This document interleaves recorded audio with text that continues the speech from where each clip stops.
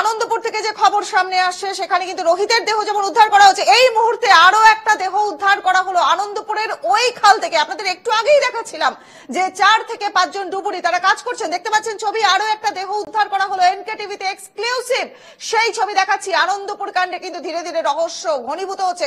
সুস্মিত সরাসরি রয়েছেন আমাদের সঙ্গে। সুস্মিত, কি জানতে পারছো, কার দেহ উদ্ধার হলো? এই বাবু আমার চিত্র সাংবাদিক দেখাচ্ছে সেটি কিন্তু এই তরুণীরই, নিখোঁজ তরুণীরই, এমনটাই কিন্তু মনে করছেন স্থানীয় মানুষজন এবং পুলিশ।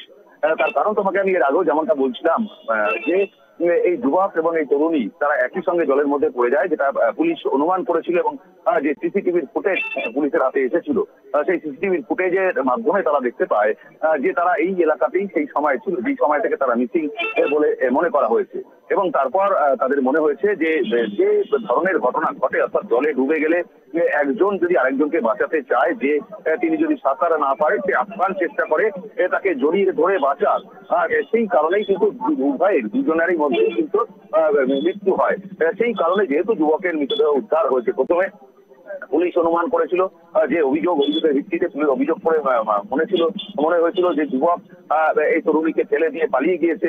কিন্তু পরবর্তীকালে দেখা গেল সেই যুবকের হাতেই সেই স্কুটির চাবি এবং একই সঙ্গে এই তরুণীর দেহ উদ্ধার। অর্থাৎ স্বাভাবিকভাবেই পুলিশের মনে হয়েছে যে কোনো জায়গা থেকে এই যুবক এর মৃতদেহ যখন পাওয়া গিয়েছে, তরুণীর মৃতদেহ কিন্তু এইখানেই রয়েছে এবং তারই ভিত্তিতে কিন্তু তল্লাশি চালিয়ে গিয়েছে ডিজাস্টার ম্যানেজমেন্টের যারা রয়েছেন তারা, অর্থাৎ বিপর্যয় মোকাবিলা দপ্তরের লোকেরা ডুবুরি নামিয়ে পুলিশ তল্লাশি করেছে। এবং সেই ছবি এখন একদম সরাসরি দেখাচ্ছেন আমার চিত্র সাংবাদিক। যে ছবি দেখা যাচ্ছে এই মুহূর্তে সরাসরি সেই মৃতদেহ উদ্ধার করা হয়েছে।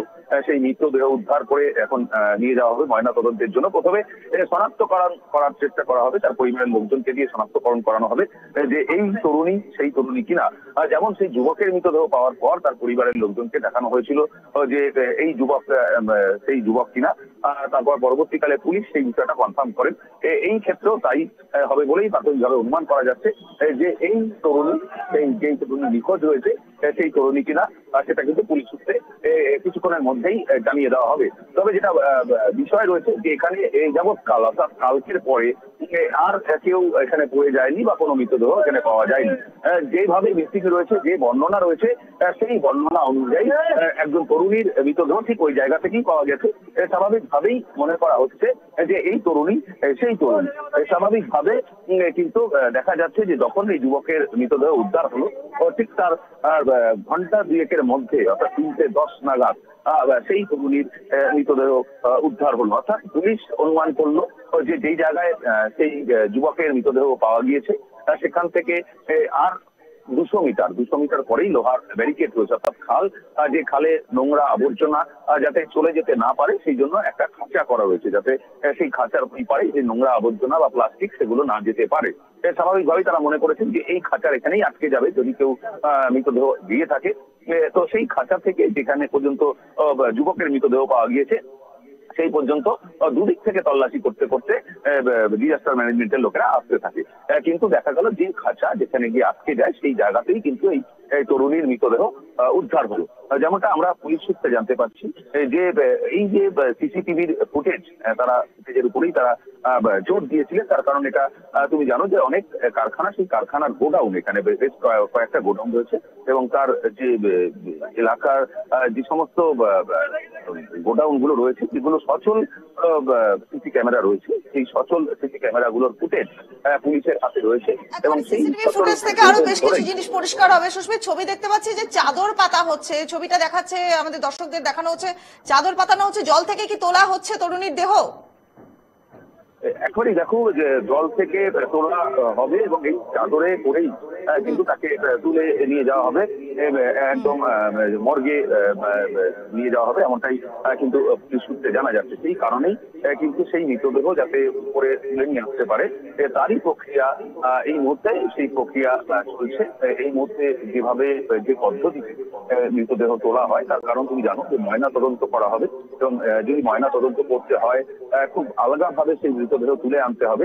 যদি কোনো রকমের আঘাতের চিহ্ন হয় তাহলে সেটা সমস্যা হবে, প্রাথমিকভাবে সমস্যা হবে, কিন্তু ময়নাতদন্তে জানা যাবে যে তার শরীরে আগে কোনো আঘাতের চিহ্ন ছিল কিনা বা মৃত্যুর পরে এই আঘাতের চিহ্নটা মৃত্যুর পরে। কিন্তু ময়নাতদন্ত করতে গেলে কিছুটা বেগ পেতে হতে পারে, সেই জন্য কিছু ফর্মালিটিস আছে, কিছু নিয়ম কানুন রয়েছে।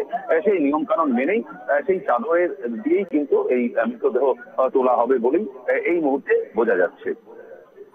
সুস্মিত, এই যে যুবকের দেহ উদ্ধার হচ্ছে তার থেকে ঠিক কত মিটার দূরে তরুণীর দেহ উদ্ধার করা হলো? কতটা দূরে ছিল দেহটা? একেবারেই 100 মিটারের দূরত্বেই সেই মৃতদেহ উদ্ধার হয়েছে।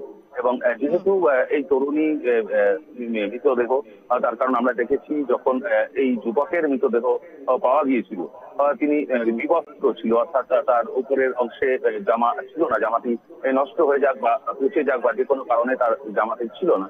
আর সেই কারণে এই তরুণীর ক্ষেত্রেও কি তাই যারা ডুবুরি ছিল তারা মনে করেছেন তিনিও বিবস্ত্র ছিলেন, সেই কারণে কি তাকে এই চাদর দিয়ে উপরে তুলে নিয়ে আসা হচ্ছে, এটাও কিন্তু এখনো পর্যন্ত পরিষ্কার নয়। তবে মৃতদেহ উদ্ধার হয়েছে এটা সঠিক, এটা ঠিক। এবং পরিবারের লোকজন তারা সুস্মিতা, আমি আরেকবার একটু প্রশ্নটা করবো, আরেকটু জানতে চাইবো, যুবকের দেহ অর্থাৎ এই রোহিতের দেহের ঊর্ধ্বাংশে কি পোশাক ছিল না? একদমই ঊর্ধ্বাংশে কোনো পোশাক ছিল না, যেমনটা একদম আমরা দেখতে পেয়েছি, সচক্ষে দেখতে পেয়েছি। এবং এইভাবেই প্রাথমিকভাবে যখন পুলিশ তারা ডুবুরি নামিয়েছিল, ডিজাস্টার ম্যানেজমেন্টের লোকেরা এখানে নামিয়েছিল, তখন দেখা গিয়েছে যে এই মহিলার ক্ষেত্রেও কি তাই, সেই কারণে এই যে সেই দেহ চাদর দিয়ে মুড়িয়ে উপরে তুলে দেওয়া হচ্ছে, সেইখানে রেখে দেওয়া হচ্ছে।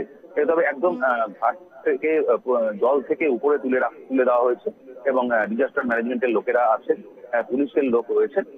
এখন দেখার বিষয় রয়েছে পরিবারের লোকজনকে সেখানে ডাকা হয় কিনা, না পরিবারের লোককে অন্য জায়গা থেকে দাঁড়িয়ে শনাক্তকরণ করা হবে, সেই বিষয়টা এখন দেখার বিষয় রয়েছে। তবে এখন এই মুহূর্তে যেটা ছবি দেখতে পাচ্ছি আমরা, দর্শকদের দেখাচ্ছে, স্থানীয়রা কি বলছেন, কতটা আতঙ্কিত তারা এই ঘটনাকে কেন্দ্র করে? দেখো, এই মুহূর্তে শুধু নয়, সকাল থেকেই কিন্তু আমরা একাধিক স্থানীয় ব্যক্তির সঙ্গে কথা বলার চেষ্টা করেছিলাম। তারা কিন্তু কেউ কোনো রকম ভাবে মুখ খুলতে চাননি। আর তারা সবথেকে বিষয় এটা যে এই জায়গাটি যারা কান্নাকাটি করছেন, টেলিফোনে কথা বলার চেষ্টা করছেন, তারা কি পরিবার পরিজন? প্রথম থেকেই কিন্তু তারা পরিবার পরিজন বলে দাবি করলেও তারা কিন্তু কোনো রকম ভাবেই মুখ খুলতে চাননি। এখনো পর্যন্ত কিন্তু তারা কেউ মুখ খোলেনি, তার কারণ এই যুবকের পরিবারের লোকজন মুখ খোলেননি এবং এই তরুণীর পরিবারের লোকজন কিন্তু কোনো রকম ভাবেই তারা মুখ খুলতে চাননি। তার কারণ যে এই ঘটনার সত্যতা কি রয়েছে, পেছনে কি কারণ রয়েছে, সেগুলো তাদের কাছে পরিষ্কার নয়, সেই কারণে তারা কিন্তু এই বিষয়ে মুখ খুলতে চাননি।